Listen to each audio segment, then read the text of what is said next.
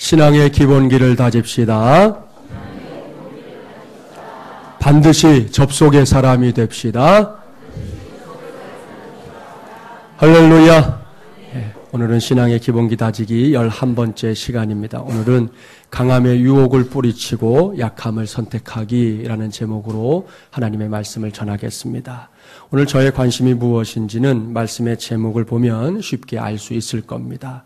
저는 오늘 두 개의 개념을 통해 하나님의 말씀을 전하려고 합니다. 하나는 강함이고 다른 하나는 약함입니다. 이 두 가지가 서로 상반된 개념이라는 거 모를 사람이 없을 거예요. 강함은 약함일 수 없습니다. 약함은 강함일 수 없습니다. 이 두 개념이 아예 이 생존의 논리로 작용하는 세계가 있지요. 동물의 세계입니다. 동물의 세계를 대표하는 대표적인 표현, 약육강식이지 않습니까? 약육강식이 뭔지 아시죠? 약한 자는 강한 자에게 먹힘이란 뜻으로 생존 세계의 그 살벌함을 가리키는 말입니다. 결국 환경에 적응하지 못하고 힘이 없는 녀석은 그 세계에서 살아남을 수 없다는 것이죠. 이러한 논리에 의해 만들어진 것이 바로 이 먹이 사슬이라는 건데요. 자, 영상에 나오지요. 오랜만에 옛날에 공부하실 때 보신 그림이잖아요. 먹이 사슬이 있습니다. 아래층에 있는 녀석들을 우리가 피식자 이렇게 부르고요. 이제 올라가면서 포식자라고 부르는데요. 이 사슬이 이제 돌고 도는 것이 동물의 세계입니다. 여기서 이제 피식자로 불리는 녀석들의 삶을 한번 생각해 보겠습니다. 그야말로 피곤합니다. 그 다음 사진을 보면 그 내용을 알 수 있잖아요. 늘 눈치를 봐야 합니다. 저쪽에서 자기보다 조금만 더 힘센 녀석이 나타나면 그때부터는 죽을 둥 살 둥 도망쳐야 합니다. 걸음아 나 살려라! 이게 그 녀석들이 갖고 있는 인생 좌우명이지요.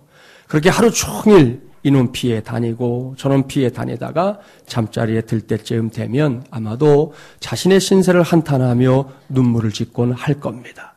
그런데요, 이렇게 무시무시한 그야말로 서슬이 푸른 동물의 세계, 약육강식의 세계에서 강함이 약함을 잡아먹는 그 현상에 역행하는 일이 벌어지는 경우가 있습니다. 누가 봐도 분명히 약한 존재입니다. 단지 힘만 놓고 생각하면요, 이 녀석은 절대로 살아남을 수가 없어요. 그런데 이러한 절대를 깨는 일이 있다는 것이죠. 놀랍게도 약함이 강함을 이기는 경우가 있다는 겁니다. 그것이 어떤 경우일까요? 이 자리에 있는 성도들 중에는 동물을 좋아하는 사람도 있고 또 싫어하는 사람도 있을 겁니다. 신방을 이렇게 가보면 집에 애완동물 키우는 분들이 있잖아요. 어떤 신방대원은 아 이쁘다 그러면서 뭐 만져보기도 하고 뭐 가까이 가고 그래요. 근데 또 어떤 분들은 막 질색팔색 집사님 빨리 저 베란다로 치우라고 뭐 그러는 사람도 있거든요. 아무튼 동물을 놓고 이렇게 호불호가 갈리는 게 사람인데요. 그럼에도 불구하고 거의 대부분의 사람들이 동물의 새끼들은 공통적으로 귀여워합니다.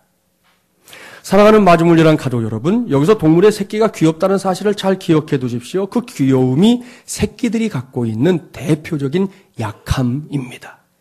그런데 새끼들이 갖고 있는 그 약함이 장성한 녀석들, 힘이 좋은 녀석들의 무서운 강함을 뛰어넘는 능력이 될 때가 왕왕 있습니다. 그렇다면 왜 새끼들은 그렇게 귀여울까요? 무엇 때문일까요? 여러 모양으로 대답할 수 있겠지만 오늘 주신 말씀의 관점에서 보면 확실한 이유가 있어요. 그것은 이 새끼들이 그 약육강식의 세계에서 생존하는데 살아남는 데에 귀여운 것이 필수적이기 때문입니다. 생각해 보세요. 새끼가 귀엽지 않으면 누가 키울까요? 새끼가 막 징그럽게 생겼어요. 태어났는데 막 보기가 흉측해요. 누가 그 새끼를 키우겠습니까? 여러분의 집에 있는 강아지가 만약에 그렇게 징그럽고 흉측하다면 누가 그 강아지를 기쁜 마음으로 키우겠어요? 어림도 없습니다. 이것이 핵심입니다. 그렇습니다. 약하고 약한 존재가 약육강식의 세상에서 당당하게 살아남는 방법 중에 으뜸은 다른 것이 아닙니다. 귀여움이라는 그 약함을 통해 생명을 이어가는 것이죠. 이것이 오늘 우리가 의미 있게 생각해야 할 대목입니다. 이러한 약육강식의 세계는 단지 동물의 세계에 국한된 것이 아닙니다. 사람들이 사는 세상에서도 강함과 약함의 구도는 얼마든지 볼 수 있습니다. 요즘 우리가 사는 세상이 갖고 있는 제일 큰 문제, 양극화 문제일 겁니다. 부익부 빈익빈이 이제는 그저 말이 아니라 피부로 느껴지는 세상입니다. 오래전에 한 범죄자가 절규하면서 외쳤던 유전무죄, 무전유죄, 그게 외침이 아니라 현실이 되어버린 세상입니다. 이런저런 문제만으로도 살기가 참 힘든데요. 그 틈바구니에서 지금 우리 어린 친구들이 희생물이 되어가고 있다는 거 아십니까? 아이들의 학습권, 학습받을 권리에 문제가 생겼습니다. 요즘 아이들은 균등하게 배움의 기회를 누리지 못합니다. 공교육은 균등하게 한다고 하고 있지만 좀 넉넉한 집의 아이는 몇 학년씩이나 앞서는 선행학습을 비롯해서 고의 과외를 통해 일찌감치 자기 또래들과 비교할 때 저 멀리에 가 있습니다. 이 아이와 이 아이의 격차가 너무 큰 거예요. 그런가 하면 어려운 형편에서 살고 있는 아이들은요, 변변한 학원 한 곳 가보질 못합니다. 실력을 기르고 싶은데 기를 길이 없는 거예요. 그러다 보니 예전에는 개천에서 용이 나듯 진흙더미에서 성공의 신화를 써내는 사람들이 종종 세상의 모습을 드러냈지만 이제는 그런 것을 기대하기조차 어려운 시절이 되고 말았습니다. 요즘 사람들이 자포자기해서 생각하는 게 있어요. 가난도 대물림이 되는구나. 예전에는 그 가난을 벗어나 보려고 그랬는데 이제는 아무리 내가 용을 써도 안 된다는 거예요. 가난도 대물림이 된다. 인정하는 시대가 됐습니다. 세상이 이렇게 흘러가다 보니 요즘 사람들 대부분이 어떻게든 자신을 강자의 자리에 올려놓기 위해 안간힘을 쓰고 있습니다. 내가 못하면요, 내 자식이라도 그런 자리에 앉히려고 많은 부모들이 별의별 일들을 다 저지릅니다. 연말연시 돼보세요. 예체능계 실기시험이나 대학 입시에서 부모들이 자녀들을 위한답시고 행하는 어처구니 없는 일들이 자주 보도되지 않습니까? 일찍이 철학자 플라톤은 매우 엉뚱한 사회 질서를 언급했습니다. 우리는 플라톤이라는 사람이 매우 이상적인 사회, 여러분 많이 들어보셨죠? 유토피아를 말했다 하는 걸 알고 있어요. 그런데 플라톤이 말하는 이상적인 세계, 유토피아가 어떤 건지 아십니까? 플라톤은 말하기를 우수한 인간에게는 여자를 많이 주어 많은 자녀를 낳게 하고 열등하거나 불구자는 죽여 없애야 유토피아가 이루어진다 그랬습니다. 충격적인 말입니다. 우리는 결과만 자꾸 생각하거든요. 유토피아 얘기했다. 근데 그 과정은 충격적인 내용이에요. 이것이 세상이 말하는 이상적인 사회입니다. 우수한 사람들은 계속해서 양산해야 되지만 불구자들, 사회적인 약자들, 좀 모자란 사람들 죽여 없애야 된다는 거예요. 오늘도 우리가 사는 세상은 이러한 억측의 논리가 주도하는 세상입니다. 여기서 보이는 건 역시 약육강식이에요. 자기가 살기 위해 남을 죽여야 하는 세상입니다.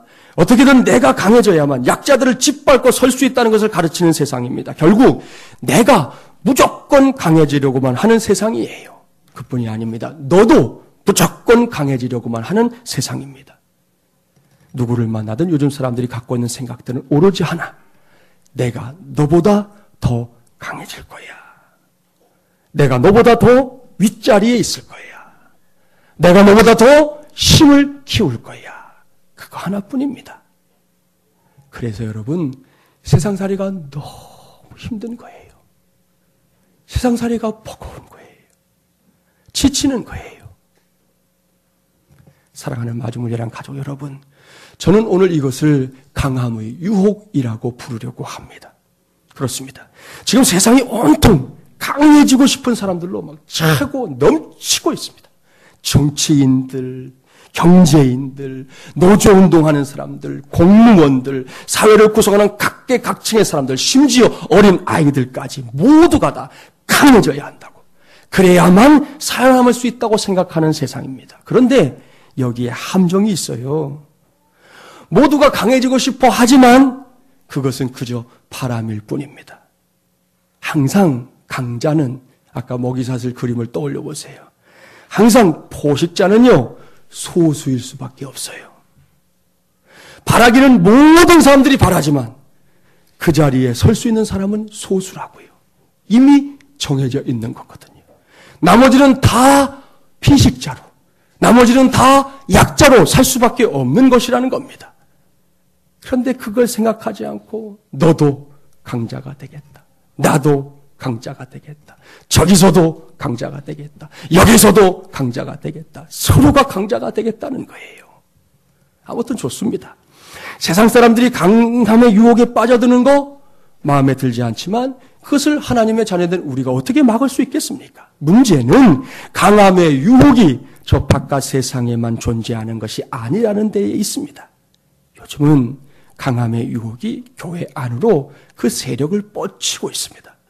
세상이 그렇게 굴러가고 있어서 그런 것인지 아니면 사람들의 생각 속에 약함보다는 강함을 더 중시하는 생각이 숨어 있기 때문인지는 몰라도 하나님을 믿고 섬기는 사람들마저 강함을 최우선의 가치로 생각하는 경우들이 참 많아졌습니다. 여기서 결론을 먼저 말씀드린다면 이것은 잘못된 것입니다. 엄밀하게 말하면 이것은 기독교의 신앙이 아닙니다. 기독교 신앙의 정수가 무엇입니까? 그것은 예수 그리스도의 십자가입니다. 맞습니까? 그렇습니다. 맞아요. 맞는다면 묻겠습니다. 십자가가 강함입니까? 약함입니까? 뭐예요? 십자가는 철저하게 약함입니다. 우리가 요즘 사순절을 보내잖아요. 예수님께서 십자가를 지실 때 어떤 모습이었을까요? 이사야 선지자의 예언을 빌려오면 그 모습을 비유했어요. 뭘로 비유했느냐? 도살장에 끌려가는 어린 양과 같다 그랬습니다. 여러분, 도살장으로 끌려가는 어린 양의 모습, 강함입니까? 약함입니까? 약함입니다. 그저 약한 정도도 아니에요. 약하디 약한. 거기서 더 약하디 약한.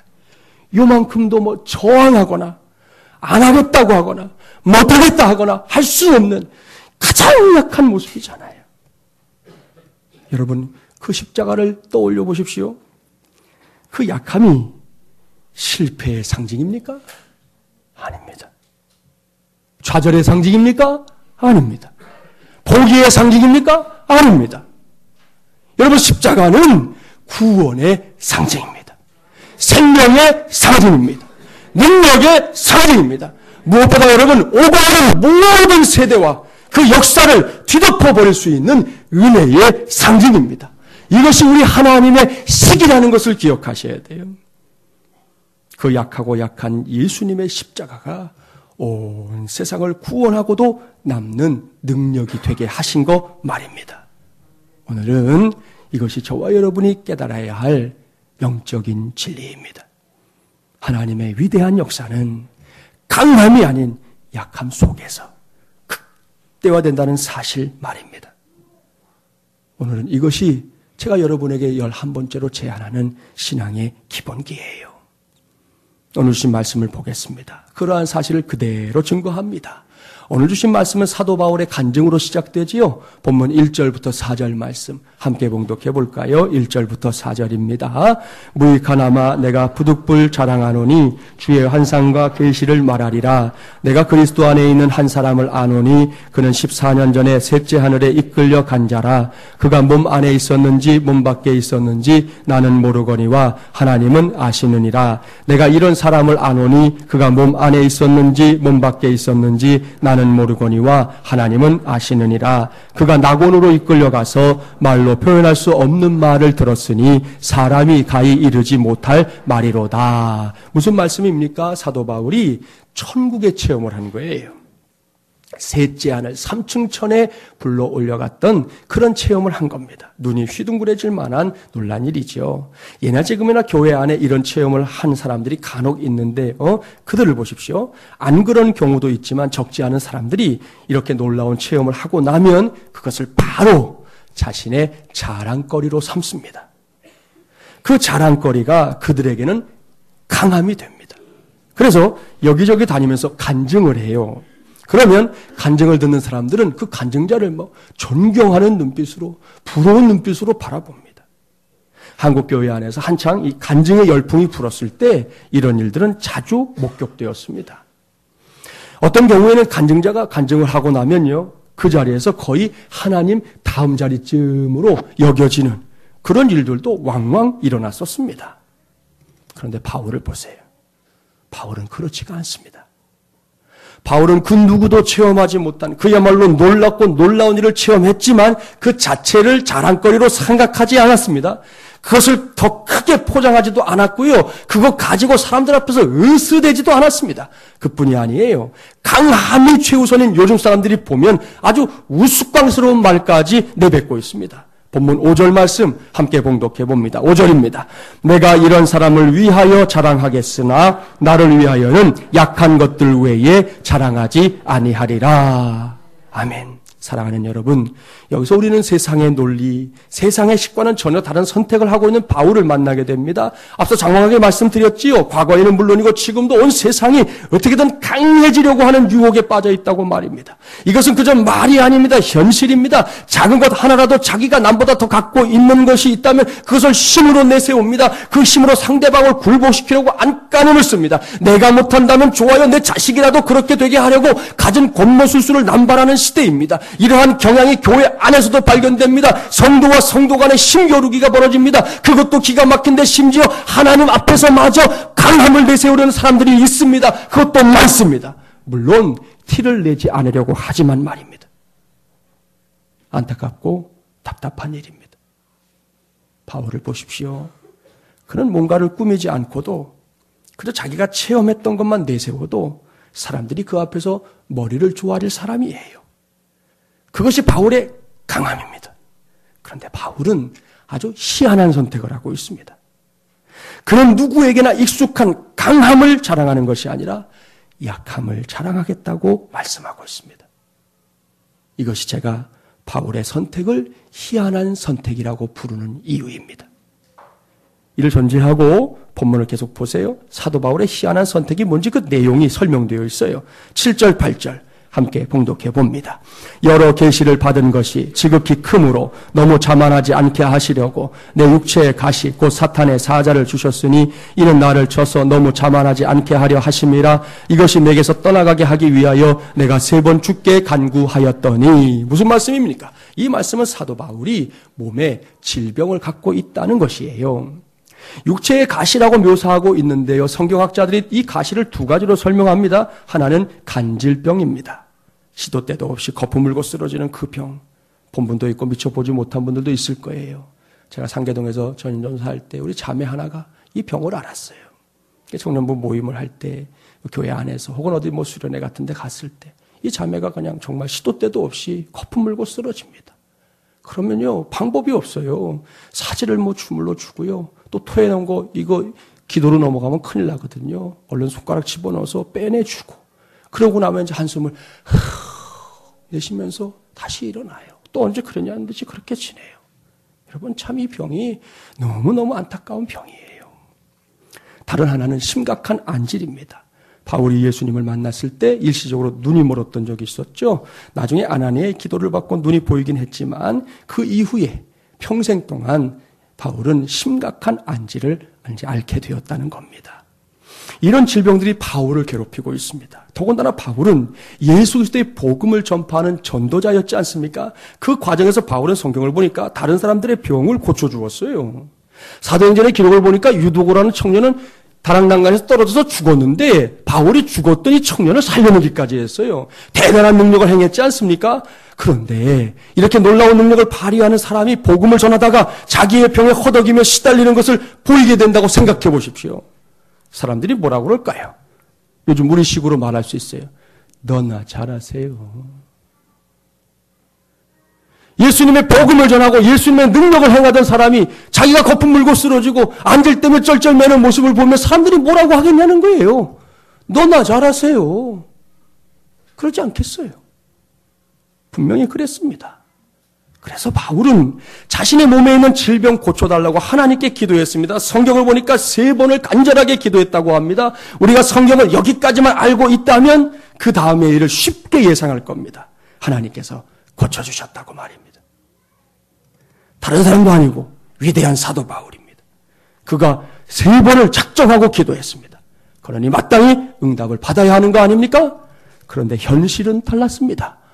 하나님은 바울을 고쳐주지 않았습니다. 대신에 하나님께서 바울에게 들려주신 말씀이 있었지요. 본문 9절과 10절 말씀 하나님의 음성을 마음판에 새기며 들어보십시오. 함께 봉독합니다.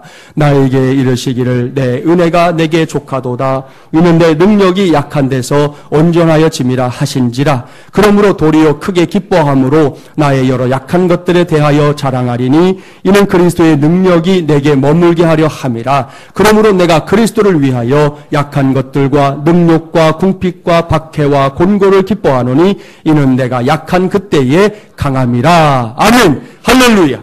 앞서서는 얼마든지 자신의 강함을 자랑거리로 삼을 수 있는 바울이 그 강함이 아니라 약함을 자랑하겠다고 하는 것을 가리켜 희한한 선택이라고 불렀습니다. 내게 자랑할 수 있는 강함이 없다면야 뭘 말하겠어요? 입 다물고 있어야지요. 하지만 얼마든지 내세울 수 있는 강함이 있는데도 그 강함이 아닌 약함을 자랑하겠다고 하니 사람들이 보기에 따라서는 이 바울 정신 나간 거 아니야? 라고 생각할 수도 있다는 것이죠. 그런 바울을 떠올리면서 이 말씀을 보면 이번에는 희한한 식을 갖고 있는 하나님을 만날 수 있습니다. 하나님의 희한한 식이 뭡니까? 그것은 전능하시고 위대하신 하나님의 능력이 나의 강함 속에서 나타나는 것이 아니라 나의 약함 속에서 나타난다는 것입니다. 이건 역시 희한한 메시지입니다. 그렇습니다. 여기에 매우 분명한, 그렇지만 아주 희한한 하나님의 음성이 있어요. 내 은혜가 내게 족하도다. 이는 내 능력이 너의 약한 데서 온전하여 짐이라. 자신의 몸을 괴롭히는 육체의 가시 때문에 하나님께 기도하고 또 기도하고 또 기도했던 사도 바울이 이 음성을 들은 겁니다. 아직 몸에 있는 육체의 가시 사라지지 않았습니다. 그런데 그때 바울이 얻게 된 큰 깨달음이 있었습니다. 그것은 하나님 앞에서 인간의 강함은 결코 강함이 아니더라. 하나님 앞에서 진짜 강함은 강함이 아닌 약함으로부터 시작되더라. 그것을 깨닫게 된 것입니다. 그 깨달음을 갖게 되니까요, 바울이 아직 자기 몸에 지금 육체의 가시가 사라지지 않았는데도 환희에 차서 고백합니다. 말씀을 잘 보세요. 크게 기뻐함으로. 뭐가 기뻐요 지금? 안 고쳐주셨는데? 육체의 가시 빼나가지 않으셨는데? 뭐가 기쁠까요? 크게 기뻐함으로.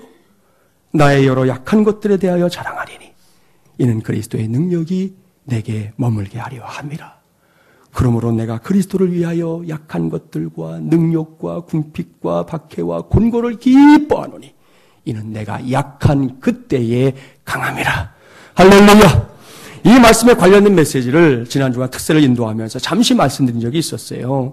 대부분의 사람들이 하나님에 대해 항상 그리고 매우 이상적인 이미지를 갖고 있다 말씀을 드렸었습니다. 이런 말씀입니다. 사람들이 예수 믿지 않는 사람들을 다 포함하는 거예요. 특별히 또 예수님을 믿는 사람들이 하나님은 무조건 옳다. 무조건 의롭다. 하나님은 무조건 완벽하다 생각합니다. 맞습니다. 결코 틀린 거 없습니다.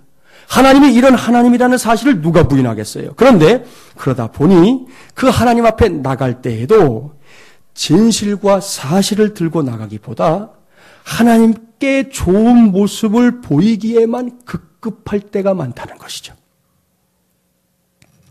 그게 포장이 된 것이든 가장이 된 것이든 간에 하나님 앞에 갈 때는 하나님이 좋아하시는 모습이 우리 머릿속에 이미 그려져 있어요. 그 모습으로 그 상태로만 하나님 앞에 가려고 애를 쓴다는 것이죠. 저도 자녀의 입장인데요. 우리 자신을 살펴보면 제가 뭘 말하는지 금방 알 수 있어요. 자녀에게 문제가 있습니다. 아픔이 있습니다. 그런데도 자녀가 이제 조금만 철이 들면요. 부모님 앞에 가서 그런 티를 잘 안 내거든요. 저도 저희 어머니가 우리 남매 키우면서 고생하시니까 어린 마음에도 가능하면 어머니 마음 아프게 하지 말아야지 그런 조금 철든 생각은 있었어요. 부모님이 묻잖아요. 이렇게 안색을 살피면서 너 왜 그러냐? 무슨 일이 있냐? 뭐 집에 뭐 일이 있냐? 뭐 하는 일에 뭐 문제 생겼냐? 그렇게 물으면 그걸 말해야 되는데 말을 못하는 거예요. 그리고는 대답하잖아요. 아닙니다. 괜찮습니다. 저 잘 지내고 있습니다. 행복합니다. 저희 집에 좀 애들도 잘 있고요. 일도 잘 되고 있어요. 아버지 어머니 걱정 마세요. 그렇게 말한다는 거죠. 그렇다면 여기서 스스로에게 물어보십시오. 자녀의 마음을 모르는 건 아니지만 나중에라도 부모가 자녀에게 큰 문제, 큰 어려움이 있었다는 것을 알게 될 때 부모 마음이 어떻겠냐는 거예요. 참 기특하다 이 녀석. 그럴까요? 아니에요, 여러분. 그때는 속이 많이 상합니다. 왜요? 전에는 내가 저 녀석의 어려운 거, 아픈 부분 다 내가 만져줬는데, 내가 해결해 줬는데, 그때는 그래서 내가 부모로서 좀 참 자긍심도 있었는데, 이제는 내가 이 아이들에게 이렇게 아무것도 할 수 없는 존재가 됐단 말인가? 라는 생각이 들어서 속상하고 서글프게 되는 것이 부모의 마음이라는 것이죠. 그렇기 때문에 자녀는 부모에게 나아갈 때 매번은 아니어도 좋지만 아닌 척할 때도 있어야 되겠지만 그래도요 꼭 필요할 때에는 진실과 사실을 들고 나가야 하는 것입니다. 아프면 아프다 하라는 거라니까요. 힘들면 저 힘듭니다 말하라는 거예요. 문제가 있으면 이러이러한 문제가 있습니다 라고 말하라는 것입니다. 그러면 부모가 함께 아파하든 아니면 앞장서서 정말 팔을 걷어붙이고 해결해 주든 그 문제가 결국에는 해결되고 치유되는 것이죠. 누가복음 15장에서 만나는 탕자 아시죠? 탕자가 아버지 앞에 돌아올 때 자기 의를 들고 왔습니까? 망해도요 탕자는 쫄딱 망했어요. 완전히 거지꼴이 됐어요. 그런데 시장에 가서 좋은 옷 사입고 전혀 아무런 일 없었던 것처럼 그런 모습을 하고 활짝 웃어가면서 그러면서 아버지를 찾아왔나요? 아니요. 탕자는 절대로 그렇게 하지 않았습니다. 망가지고 무너진 모습 그대로였습니다. 사실을 가지고 진실을 가지고 약함으로 무엇보다 아버지에 대한 신뢰를 가지고 돌아왔습니다. 그 결과 탕자는 회복되었습니다. 김동호 목사님의 책 가운데 하나님 제 덕 좀 보셔요라는 책이 있는데요. 거기에 실려있는 실화입니다. 김 목사님의 외사촌 형님의 큰딸이 대학생이 되었을 때 자기 아버지에게 꾸중 듣는 것을 본 적이 있다고 그 책에 쓰고 있어요. 형님은 그 조카 아이가 한 번도 당신에게 뭘 사달라고 조른 적이 없다고 꾸중하고 있었습니다. 형님 내가 경제적으로 좀 안정되어 있었기 때문에 좀 넉넉했대요. 근데 이 조카 아이들이 어떻게 그렇게 잘 자랐는지 모르겠지만 검소해가지고 사치하거나 낭비하는 일이 없었습니다. 어머니가 용돈 주면 그 용돈을 잘 아껴 쓰면서 살다 보니까 굳이 아버지에게 이거 해주세요, 저거 해주세요 그럴 일이 없었다는 겁니다. 내용으로 보면 얼마나 기특한 자식입니까? 너무너무 기특한 아이죠. 그런데 그날 그 형님, 아버지의 입장에서는 이것이 너무나 섭섭했던 모양이에요. 형님은 조카 아이의 머리를 쥐어박으면서 이렇게 말했습니다. 에이 녀석아, 아버지 할 재미 하나도 없다. 내가 그래도 네 아버지인데 내가 아버지 노릇할 이런 재미가 하나도 없다. 그런 얘기를 들으면서 김 목사님이 옆에서 거들었대요. 그래, 니는 맞아도 싸다. 그렇게 거들었다는 거예요. 사랑하는 마중물려란 가족 여러분, 무슨 말인지 아시겠지요? 아버지가 아버지 노릇을 할 기회를 주지 않는 너무나 어른스럽게 구는 조카를 책망한 말이잖아요. 여기서 저와 여러분의 모습을 한번 진단해 보십시오. 하나님 앞에서 그리고 성도들 앞에서 우리의 선택은 무엇입니까? 때로는 의식적으로, 때로는 무의식적으로도 어떻게든 매사에 항상 강함을 선택하려고 하는 거 아닙니까? 약함을 선택하면 손해볼 것 같고 약함을 선택하면 사람들이 날 무시할 것 같아서 어금니 악물어가며 강함을 내세우는 거 아닙니까? 그래서 억울함도 많고 그래서 마음도 상하고 그래서 상처 때문에 시달리는 그런 우리의 모습이 있는 거 아니냐는 것이에요. 이 질문을 곰곰이 생각해 봐야 합니다. 왜냐하면 이것은 사람들 앞에서도 문제지만요, 하나님 앞에서는 너무나 큰 문제가 되기 때문이에요. 대개 사람들은 자기보다 강한 사람을 의지하고 싶어 합니다. 정치권을 보면 소위 철새로 불리는 사람들 보세요. 지금까지 자신이 열심히 모셨던 사람이 있어도요, 그 사람보다 더 강한 사람, 그 사람보다 더 정치적인 역량이 뛰어난 사람이 나타나면 언제 그랬냐는 듯이 홀랑 내버리고 그쪽으로 갑니다. 지금 또 그런 일들이 벌어지고 있잖아요. 동네에서도, 직장에서도, 이웃과의 관계 속에서도, 심지어 교회 안에서도 마찬가지입니다. 보다 강한 사람을 의지하고 보다 능력 있는 사람에게 기대려고 하는 사람들의 심리가 있습니다. 그런데 이러한 사람의 심리가 예외적으로 작용하는 관계가 있어요.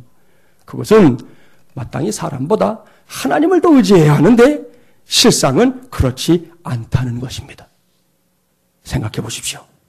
사람의 능력이 아무리 뛰어난들 하나님의 능력을 능가할 수 있습니까? 없지요. 말도 안 되는 것이죠. 따라서 강한 자를 따르고 능력 있는 자를 추종하고 그런 존재에게 기대려고 하는 사람들의 심리대로만 한다면 마땅히 사람보다 하나님을 더 의지해야 됩니다. 심리대로만 하면 그렇다는 거예요. 당연히 내 옆에 있는 그 사람보다 하나님을 찾는 것이 더 맞는 거예요. 그러나 현실은 어떻습니까? 하나님께서 눈에 보이지 않는다는 이유만으로 그러한 사실이 무시되고 있습니다. 하나님에 비한다면 그야말로 미약하기 짝이 없는 사람입니다. 그런데도 그 사람을 하나님보다 더 의지합니다. 하나님보다 더 믿고 따르려고 합니다. 하나님보다 더 기대려고 합니다. 답답한 노릇입니다. 사랑하는 마중물예랑 가족 여러분, 여기에 오늘날 기독교가 벌이고 있는 기독교의 타락이 있습니다.